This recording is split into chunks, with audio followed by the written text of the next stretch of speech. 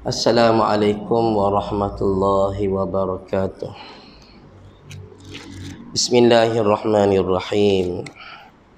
Alhamdulillahi nahmaduhu wa nasta'inuhu wa nastahdihi wa nastaghfiruh wa na'udzu billahi min syururi anfusina wa min sayyiati a'malina. May yahdihillahu fala mudilla lahu ومن يضلل فلا هادي له أشهد أن لا إله إلا الله وحده لا شريك له وأشهد أن محمدا عبده ورسوله اللهم صل وسلم وبارك على هذا النبي الأمي وعلى آله وأصحابه الذين عزروه ونصروه وعلى الداعين بدعوته والعاملين بسنته إلى يوم القيامة. قال رب اشرح لي صدري ويسر لي أمري واحلل عقدة من لساني يفقه قولي. اللهم اجعل جمعنا هذا جمعا مرحوما وتفرقنا من بعده تفرقا معصوما وبعد. Alhamdulillah, marilah sama-sama kita terus rasa bersyukur pada Allah Subhanahu wa taala kerana dengan izin Allah maka pada malam ini kita dapat bersama dalam majlis ilmu yang mulia ini. Mudah-mudahan Allah Taala jadikan kita orang yang ikhlas dalam amal ibadat kita dan diterima amal ibadat kita dan menjadi bekalan kita di hari akhirat nanti insya-Allah. Malam ni giliran saya untuk kuliah, tapi saya tak bacalah kitab yang biasa baca Tazkiratul Guru tu. Malam ni kita baca sepotong ayat ataupun 3 ayat, 4 ayat surah 4 ayat Al-Quranul Karim yang akan sama-sama kita cuba perhati dan kita tadabbur insya-Allah. Cuma malam ni suara tak apa tu, jadi tak apa ke mana sebab tak sial lagi demam ni. Insya-Allah lah kita cuba sekadar yang kemampuan yang kita ada. Firman Allah Subhanahu wa taala, A'udzu billahi minasyaitonir rajim. Innal ladzina qalu rabbuna Allah thumma istaqamu tatanazzalu alaihimul malaikatu alla takhafu wa la tahzanu wa abshiru bil jannati allati kuntum tu'adun. Nahnu awliya'ukum fil hayatid dunya wa fil akhirah walakum fiha ma tashtahi anfusukum walakum fiha ma tad'un nuzulan min ghafurir rahim. Wa man ahsanu qawlan mimman da'a ila Allah wa 'amila salihan wa qala innani minal muslimin. Sadaqallahul azim. Sesungguhnya orang-orang yang menegaskan keyakinannya dengan berkata, Tuhan kami ialah Allah. Kemudian mereka tetap teguh di atas jalan yang betul, akan turunlah malaikat kepada mereka dari semasa ke semasa, yakni dengan memberi ilham. Janganlah kamu bimbang, yakni dari berlakunya kejadian yang tidak baik terhadap kamu, dan janganlah kamu berduka cita, dan terimalah berita gembira bahawa kamu akan beroleh syurga yang telah dijanjikan kepada kamu. Kamilah penolong-penolong kamu dalam kehidupan dunia dan pada hari akhirat. Dan kamu akan beroleh pada hari akhirat apa yang diingini oleh nafsu kamu, serta kamu akan beroleh pada hari itu apa yang kamu cita-citakan mendapatkannya. Pemberian-pemberian yakni yang serba mewah itu sebagai sambutan penghormatan daripada Allah yang Maha Pengampun lagi Maha Mengasihani, dan tidak ada yang lebih baik perkataannya daripada orang yang menyeru kepada mengesakan dan mematuhi perintah Allah serta ia sendiri mengerjakan amal yang soleh sambil berkata, sesungguhnya aku adalah dari orang Islam, yakni yang berserah bulat-bulat kepada Allah Subhanahu wa ta'ala. Muslimin dan muslimat rahimakumullah. Ayat ini Allah Subhanahu wa ta'ala menceritakan tentang orang yang yakin kepada Allah Ta'ala sebagai Tuhan. Kemudian dia berterusan dalam melaksanakan Islam, berterusan dalam mempertahankan Islam dan memperjuangkan Islam, yang akhirnya Allah menyatakan beberapa keistimewaan atau pembalasan ganjaran bagi mereka yang istiqamah dalam mempertahankan Islam yang suci ini. Mereka yang yakin kepada Allah sebagai Tuhan, sudah tentu Islam yang menjadi pilihan dan anutan. Islam sebagai way of life, jalan hidup mereka yang sebenar, kerana tidak ada agama lain yang diredai oleh Allah melainkan hanyalah agama Islam. Inna dina indallahi al-Islam. Sesungguhnya agama yang diredai oleh Allah ialah Islam. Kerana mereka yang bersama dengan Islam, mereka akan selamat. Selamat di dunia dan selamat di hari akhirat. Taslim taslam. Kamu masuk Islam atau kamu bersama Islam, maka kamu akan selamat. Sebab itu mereka yang mencari jalan hidup yang lain daripada jalan Islam, lain daripada jalan yang ditunjuk oleh Nabi baginda sallallahu alaihi wasallam, lain daripada apa yang ditunjukkan oleh Allah Subhanahu wa ta'ala, sesungguhnya mereka sedang mencari kehinaan Allah Subhanahu wa ta'ala. Sayyidina Umar Al-Khattab radhiyallahu anhu menyatakan, nahnu qaumun a'azzanallahu bil Islam, famahma nabtaghil izza bighairi ma a'azzanallah azallanallah. Kita adalah satu kaum yang dimuliakan oleh Allah dengan Islam. Maka barang siapa yang mencari ataupun sekiranya kita mencari kemuliaan selain daripada apa yang dimuliakan oleh Allah Ta'ala kepada kita, maka kita akan dihina oleh Allah Subhanahu wa ta'ala. Wa man yabtaghi ghairal Islam dina wa man yabtaghi ghairal Islam dina falan yuqbala minhu wa huwa fil akhirati minal khasirin. Barang siapa yang mencari selain Islam sebagai anutan, sebagai agama, maka tidak akan diterima daripadanya, dan dia di hari akhirat di kalangan orang-orang yang rugi. Sebab itu tuan-tuan, kita mesti mempertahankan diri kita, kehidupan kita, keluarga kita, masyarakat kita, negeri dan negara kita dengan Islam. Kerana ini merupakan suatu tuntutan dan kewajipan kita bersama dengan agama Allah Subhanahu wa ta'ala. Sampai bila? Sampailah kita mati bertemu dengan Allah Subhanahu wa ta'ala. Atau menjadi suatu tuntutan kepada kita untuk bersama dengan perjuangan mempertahankan agama Allah Subhanahu wa ta'ala. Kita boleh tengok bagaimana Nabi sallallahu alaihi wasallam yang mana baginda sallallahu alaihi wasallam pesan kepada para sahabat supaya kamu ni mesti tahan Islam.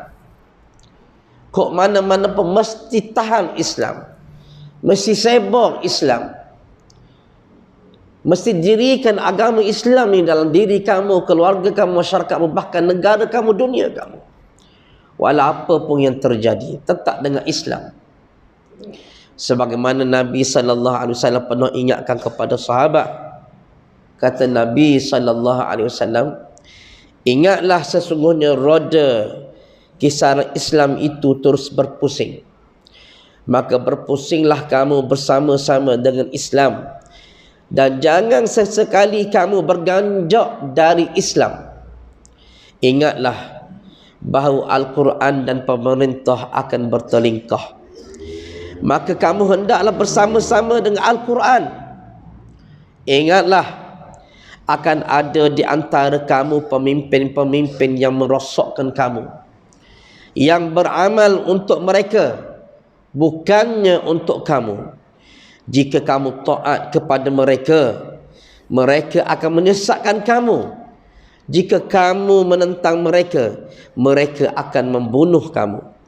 Lalu sahabat bertanya, wahai Rasulullah, apakah yang perlu kami lakukan kalau kami berhadapan dengan keadaan sebegitu?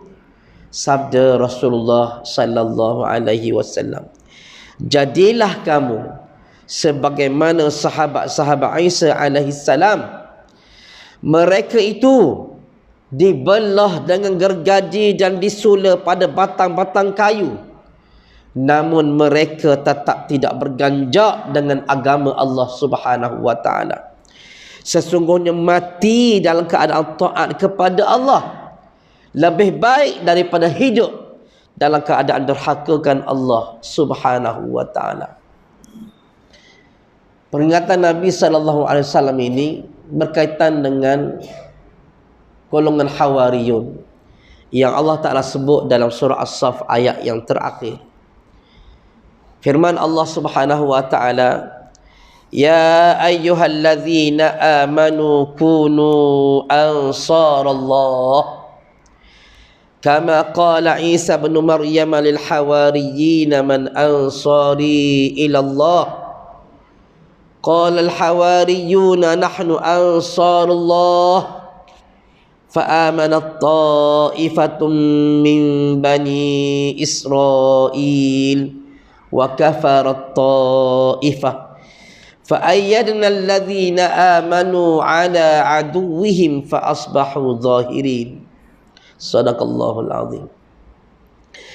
Wahai orang-orang yang beriman, jadilah kamu penolong-penolong agama Allah, sebagaimana pernah dikatakan oleh Isa bin Maryam kepada Hawariyin, siapakah yang sanggup menjadi penolong-penolongku, yakni untuk menegakkan agama Allah Subhanahu wa taala?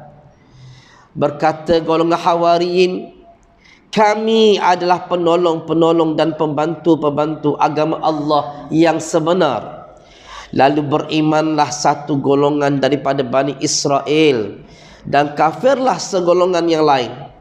Maka kami memberi pertolongan kepada orang-orang yang beriman, mengalahkan musuh-musuh mereka, lalu mereka menjadi orang-orang yang menang.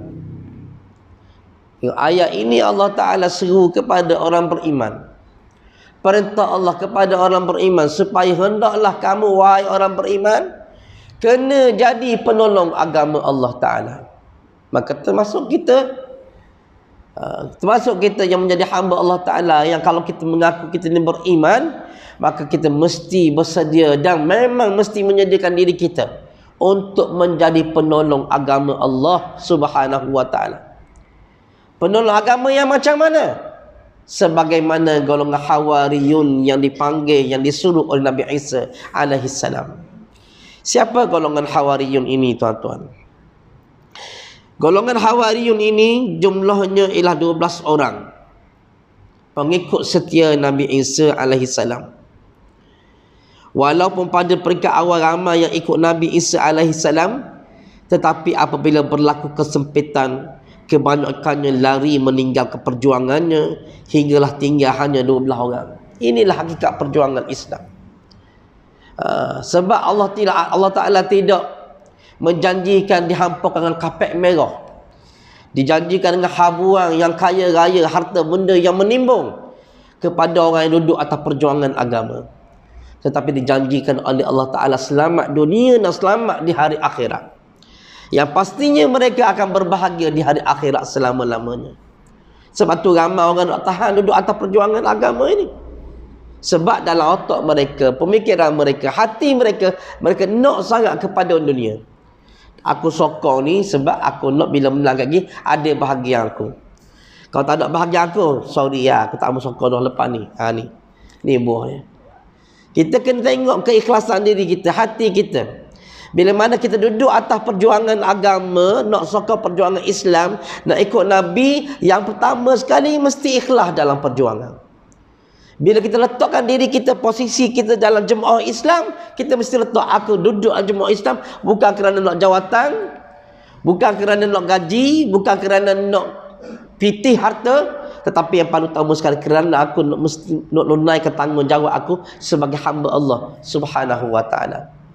Yakinlah tuan-tuan, bila mana kita ikut Islam, kita bawa Islam, kita tahankan Islam, dunia akan ikut kita di belakang. Yakinlah. Sebab rezeki bukan di tangan manusia, rezeki bukan di tangan Perdana Menteri, rezeki bukan di tangan Esko, tetapi rezeki hanya berada pada Allah Subhanahu wa Ta'ala.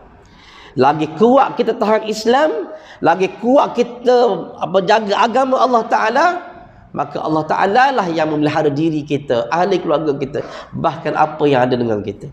Ini yang disebut oleh Nabi SAW, ihfazillaha yahfazka. Jagalah kamu akan Allah, Allah Ta'ala akan jaga kamu. Kata ulama, jaga Allah ialah jaga hukum hakam Allah, jaga perintah Allah, tunaikan apa yang diperintah, tinggalkan apa yang dilarang oleh Allah Subhanahu wa Ta'ala. Bila kita jaga sempurna dengan comel apa yang diperintah oleh Allah, maka Allah lah yang akan jaga diri kita, jaga ahli keluarga kita, jaga harta benda kita. Kata ulama, Allah Ta'ala akan jaga diri kita, jaga ahli keluarga kita, jaga harta benda kita. Bahkan Allah Ta'ala akan jaga iman kita, sehinggalah kita mati bertemu dengan Allah Subhanahu wa Ta'ala.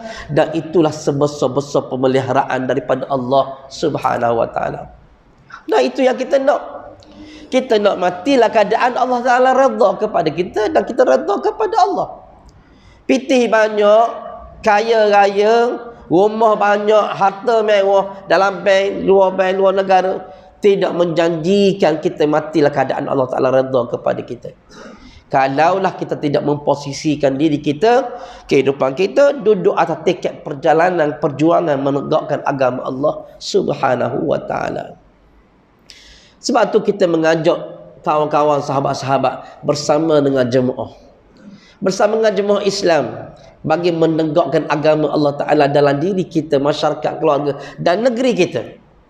Hari ini alhamdulillah Allah Ta'ala kurniakan pemerintahan Islam dalam negeri Kelantan, di negeri Terengganu dan juga di negeri Kedah, walaupun berkongsi dengan parti-parti yang lain.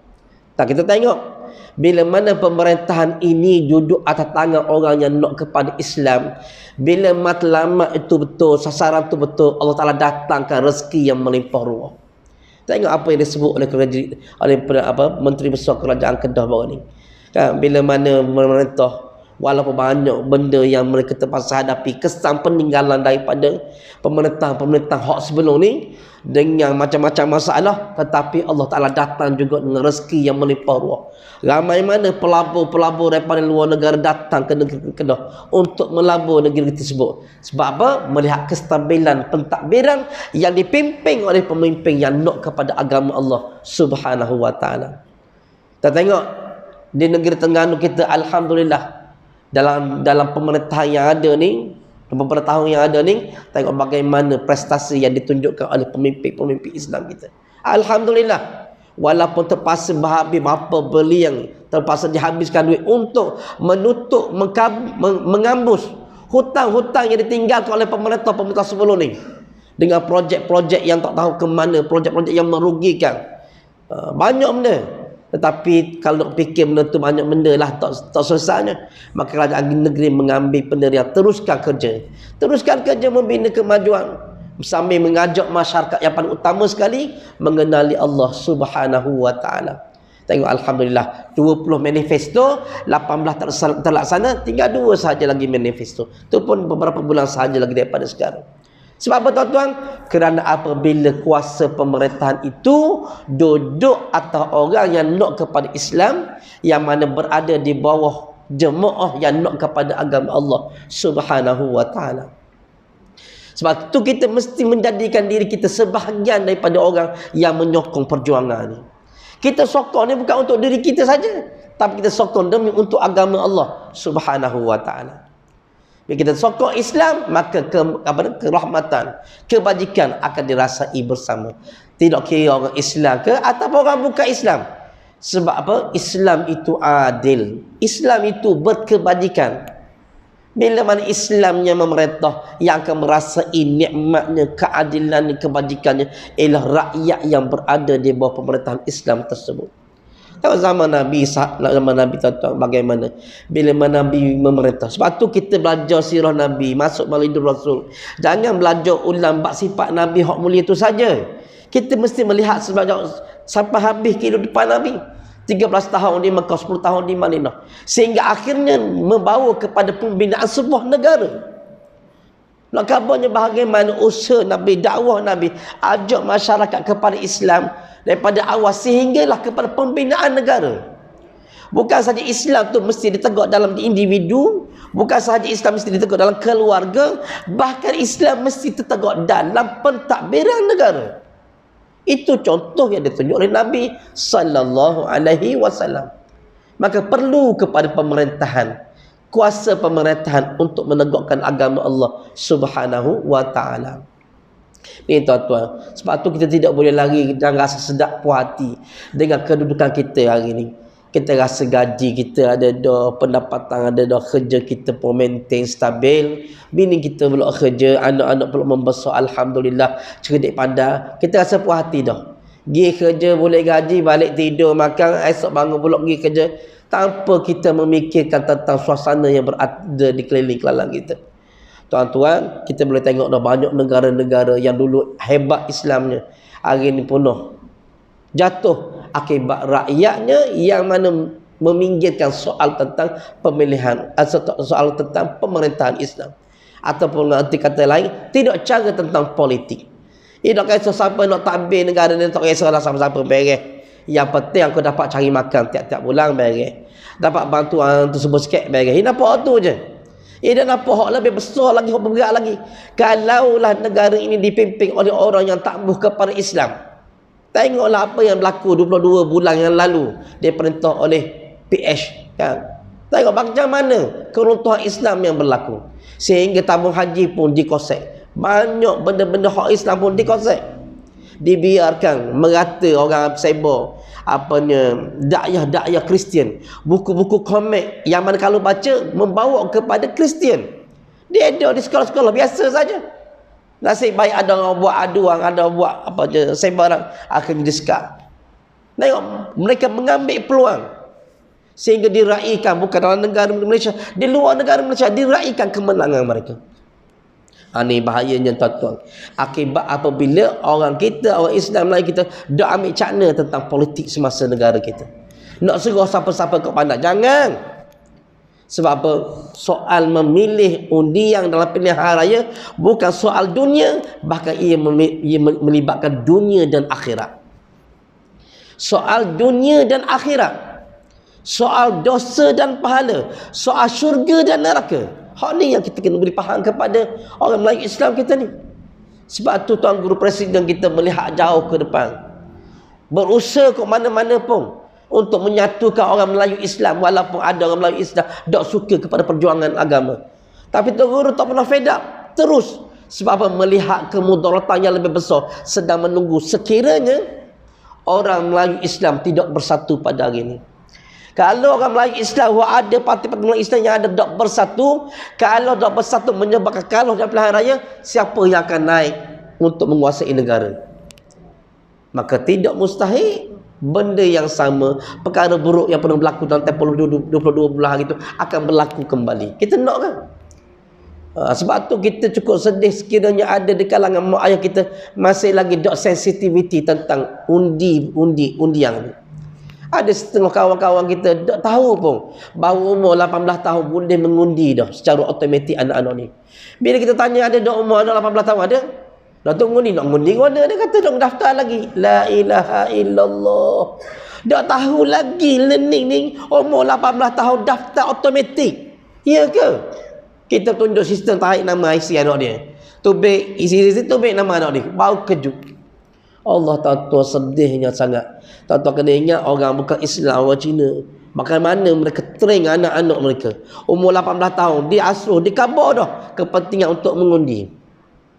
Kita ni orang Melayu sebenarnya leka lagi. Ramai lagi anak Melayu kita tak tahu nak mengundi pun ada. Waktu 2 kali pilihan raya dah saya jumpa, tak mengundi sekali pun. Dia kata mengundi tahun ni, tak mengundi Ustaz. Kita pun bagi ambil nombor telefon kepada orang tertentu yang mesti ambil tindakan susulan. Ni bahaya. Anak muda-mudi kita ni, kita tak kena cek anak kita, anak saudara mara kita, anak adik-beradik kita. Hak 18 tahun tu memang automatik boleh mengundi. Kempen mereka, wajib kepada kita, kempen mereka. Terang kepada mereka. Apa wajib mengundi. Kamu kalau budak mengundi kalah lagi, mu tanggungjawab di hari akhirat esok. Jawablah. Bapa dah mengundi, bapa dah sokong perjuangan Islam. Bapa dah uwi undian kepada orang nak tegakkan Islam ni. Tiba-tiba menaik orang yang bukan tak Islam pula memerintah negara. Dan jawab lagu mana? Batu tuan-tuan benda ni cukup penting. Jangan ingat benda ni kecil. Dulu ramai orang nak tahu benda tak apalah. Jangan. Kita royak ni atas dasar kerana ni benda penting. Bak dosa dan pahala syurga dan neraka. Kalau kita salah pilih tuan-tuan, ingatlah apa yang diberi ancaman oleh Nabi sallallahu alaihi wasallam.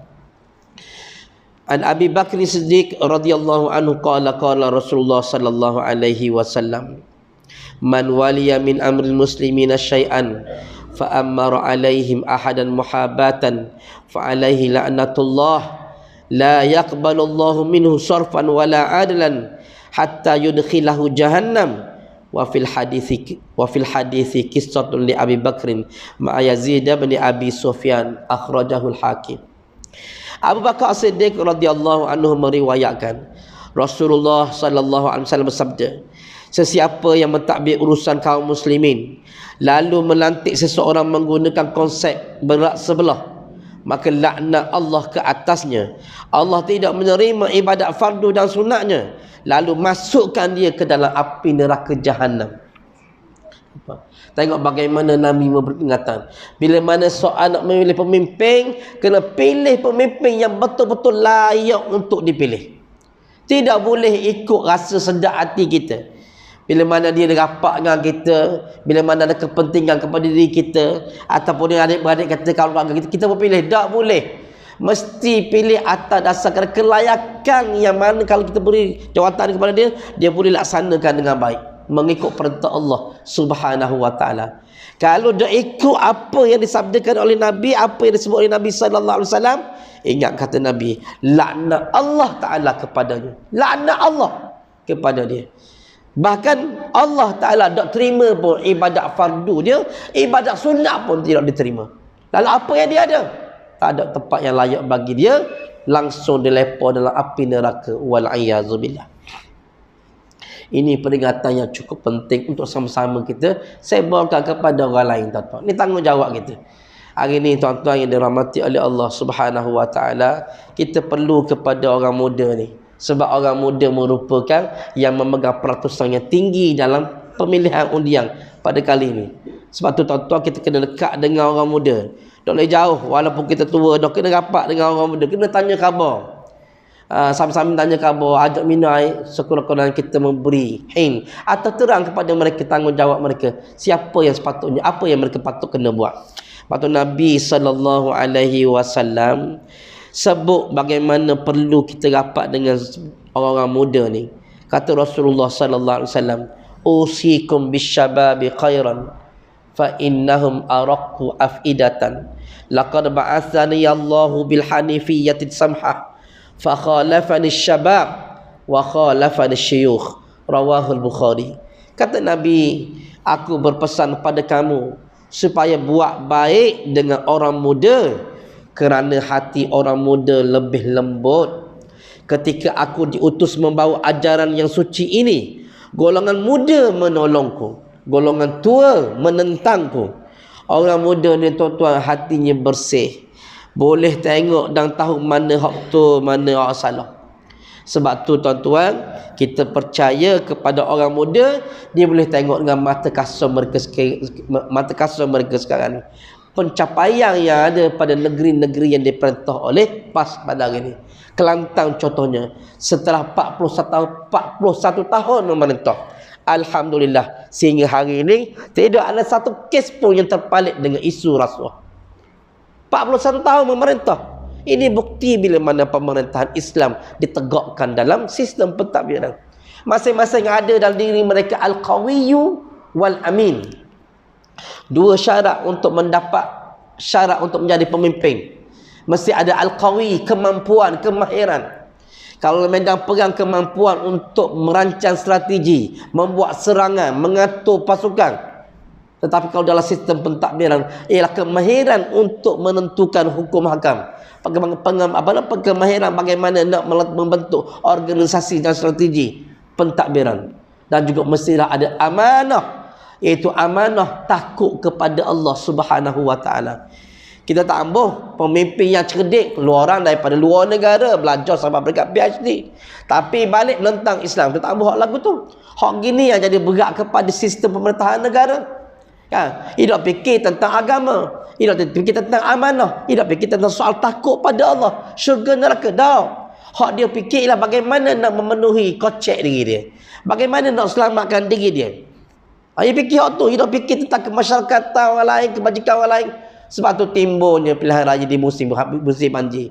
Orang lain nak fikir bagaimana nak selamat, dia nak fikir nak selamatkan diri dia dan beberapa koloni yang ada bersama.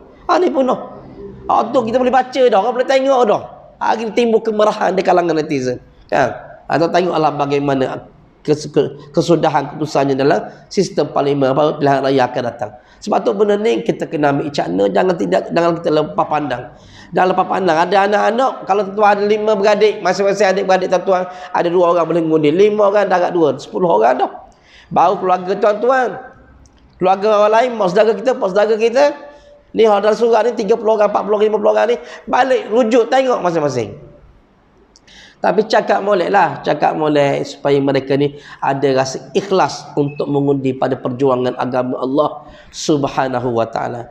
Tuan-tuan yang dirahmati oleh Allah, ingat tuan-tuan, Allah Ta'ala sebut dalam ayat yang kita baca tadi, sedikit pun tidak rugi orang yang duduk dalam perjuangan agama. Kemudian ia istiqamah, berterusan dia duduk atas perjuangan agama ni, ngempeng, ajak orang khidmat untuk agama ni, berterusan sehingga dia mati kembali kepada Allah Subhanahu wa taala. Kata Sayyidina Abu Bakar As-Siddiq, makna istiqamah ialah istaqamu fi'lan kama istaqamu qawlan. Istiqamah ialah kamu berterusan dalam perbuatan sebagaimana kamu berterusan dalam perkataan. Maknanya kita tak cakap saja, bahkan mesti buktikan dengan perbuatan kita. Ini yang kita tunjukkan dalam sistem pemerintah yang kita ada. Kita nak cakap nak Islam saja, tetapi apabila diberikan tanggungjawab memerintah, kita akan laksanakan dengan sebaiknya, dengan sebaik mungkin, sebagaimana yang diperintahkan oleh Allah Subhanahu wa taala. Banyak mana dah rakyat yang miskin, yang teraniaya, yang terzalimi dipelihara, dijaga dan dijaga kebajikan mereka apabila kita duduk atas perjuangan agama Allah Subhanahu wa taala. Kata Sayyidina Ali masuk istiqamah, istiqamu wallahi ala tariqati ta'ati, iaitu kamu istiqamah demi Allah atas jalan mentaati perintah Allah. Itu jalan Islam. Sayyidina Uthman kata masuk istiqamah, thumma akhlasul amala lillah, kemudian kamu berikhlaskan amal untuk Allah Subhanahu wa taala. Sayyidina Ali kata summa addau faraidha, kemudian kamu tegakkan, tunaikan kefarduan-kefarduannya. Kalau kita gabung makna-makna ni tadi, tuan-tuan, maknanya istiqamah ini ialah perjuangan Islam yang ikhlas kerana Allah Subhanahu wa taala. Mesti ikhlas perjuangan kita. Jangan kita nampak benda tu, nampak benda bila kita menang tak dapat kita kecewa. Jangan tuan-tuan. Biarlah kita kecewa dengan dunia, jangan kita kecewa dengan harapan kita dengan Allah Subhanahu wa taala. Kita memang ramai kita kecewa dengan dunia, dengan harapan akhirat pun kecewa juga ni. Rugi. Kita nak biarlah kita sentiasa dipandang mulia di sisi Allah Subhanahu wa taala. Kita cari tuju kepada akhirat, insya-Allah dunia akan bersama dengan kita. Tengok janji Allah, orang yang istiqamah dengan perjuangan agama. Kata Allah Taala, tatanazzalul malaikah, malaikat akan turun kepada mereka. Malaikat akan turun kepada orang-orang yang menegakkan agama Allah Taala dalam keadaan istiqamah. Sambil malaikat ni kata kepada orang-orang yang istiqamah ni, alla takhafu, jangan kamu takut. Wala tahzanu, jangan kamu bimbang, jangan kamu sedih. Wa abshiru bil jannah, dan berikan berita gembira kepada mereka ni dengan syurga allati kuntum tu'adun, yang mana telah dijanjikan kepada kamu sebelum ini. Allah Taala suruh malaikat turun jumpa orang-orang yang istiqamah ni. Kata ulama, malaikat turun dalam 3 keadaan tuan-tuan. Yang pertama ketika mana mati seseorang, yang kedua ketika dalam kubur, dan yang ketiga ketika bangkit daripada kubur tuan-tuan. Ketika mati tuan-tuan, tak ada pun benda dah yang kita harap melainkan pertolongan daripada Allah. Anak bini kita tak mampu nak tolong kita. Orang sahabat-sahabat kita yang rapat dengan kita, dia minum air kedas sama, gimana-mana sama, minta tolong dia banyak tolong kita. Tapi di saat kita mati, dia pun tak mampu nak tolong kita tuan-tuan. Maka di saat itu tuan-tuan, tiba-tiba Allah Ta'ala atau malaikat mendatangkan berita gembira kepada kita. Kata malaikat, jangan takut ketika mati, jangan takut, jangan sedih dengan mati kamu, tinggalkan anak bini kamu, tinggal harta benda kamu, jangan sedih. Sebab apa? Kerana kamu lepas ni akan diberikan syurga oleh Allah Subhanahu wa ta'ala. Kemudian malaikat turun pula ketika dalam kubur. Dalam kubur tuan-tuan, bila kita mati dalam kubur, tak ada orang teman kita dah. Tok laki kita ke, bini kita ke, anak-anak kita, tak ada seorang. Masing-masing pakai balik belaka bila atau kita ke kuburan. Kawan kita orang rapat pun tak ada dah. Tinggal belaka, tinggal kita seorang. Maka ketika itu Allah Ta'ala atur malaikat teman kita. Malaikat turun dalam kubur, khabar kepada kita, jangan kamu takut, wahai fulan bin fulan, orang yang istiqamah dengan perjuangan agama ni, habis masa untuk agama ni, jangan kamu takut, jangan kamu sedih. Ingatlah kamu lepas ni akan diberikan nikmat syurga oleh Allah Subhanahu wa ta'ala. Tuan-tuan, kalau gitu keadaan tuan-tuan, kita rasa lagu mana? Oh, debor, hilang debor, kan? Rasa lega kita, gembira kita. Yang kita ada takut, tiba-tiba malaikat memberi berita gembira kepada kita. Allah, nikmat. Dan yang ketiga kata Allah, kata ulama, ialah ketika bangkit daripada kubur. Di saat semua orang bangkit daripada kubur tuan-tuan, di padang mahsyar, semua debah perut belaka, takut belaka, nak berdepan dengan Allah Subhanahu wa ta'ala, nak dipanggil nama seorang-seorang dan diperlihatkan amalan seorang-seorang.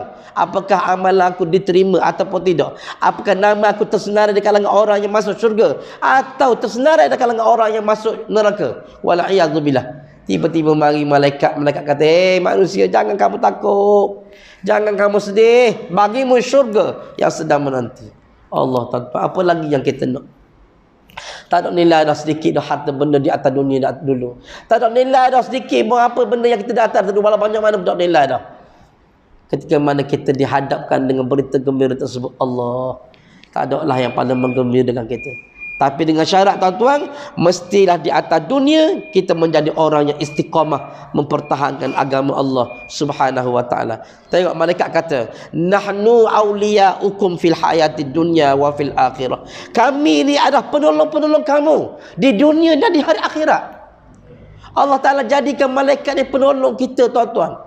Orang-orang yang istiqamah mempertahankan agama Allah, Allah Ta'ala jadikan malaikat penolong kita di dunia sampai hari akhirat.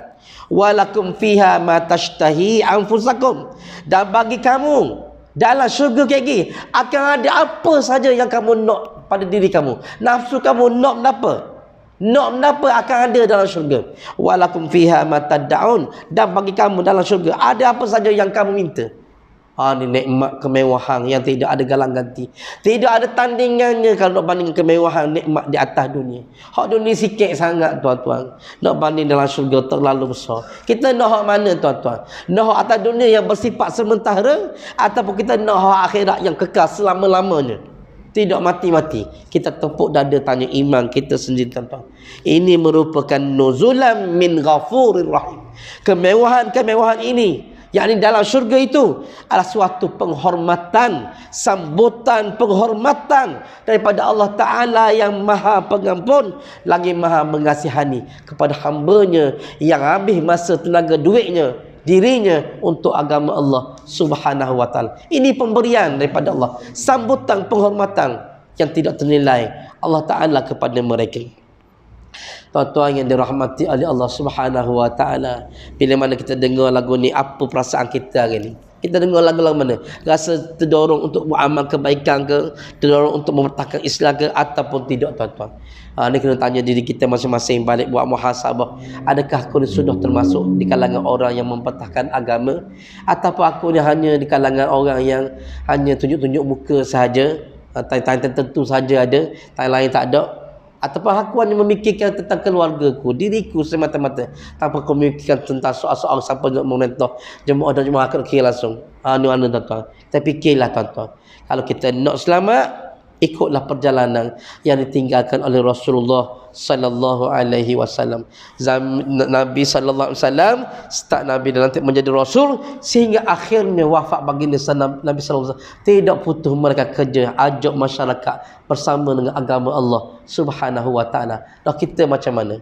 Sedangkan kata Allah, qul in kuntum tuhibbunallah fattabi'uni yuhibbukumullah. Katakanlah wahai Muhammad, sekiranya kamu sayang kepada Allah, maka ikutlah aku, yakni ikutlah Nabi sallallahu alaihi wasallam, maka Allah Taala akan cinta dan kasih kepada kamu.